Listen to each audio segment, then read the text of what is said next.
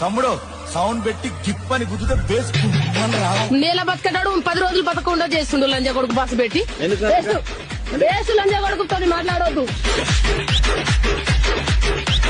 వాడేందో గాని పథకాలు అనుబంధాల వాడయ్యా అని బోకిల వాడయ్యా వాని దింపులు గాని దిన్న పోతుల బలిసి బండి కూర్చొని కూర్చొని ఏసులో కూర్చొని చూస్తుంది లంజ కొడుకు మమ్మల్ని.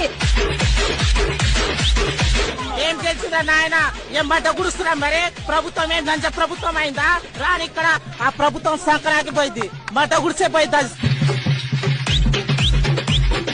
ఇవన్నీ పోయినాయి. రైతు బంధు ఎక్కడ పోయినాయో ఓ రేవంత్ రైతు బంధు ఎదురా బోసిడికే నీ కూతురా సులి मेरा भूले का कांग्रेस किला अम्म नंगिंచుకోవాలి ఆ నమ్మ పుగులతో అవులా లంజ కొడుకు సీఎం లేకపోతే బేకార్ లంజ కొడుకాడు అమ్మ పుగులాలు చూలి మా కష్టం ఏం చేసుకొని వస్తుంటే మొట్టల ఎమ్మెల్యే నా మొట్టల సీఎం. గుద్దలు పెట్టుకోమని చెప్పండి. గుద్దలు మంచి పెట్టుకోమని చెప్పు.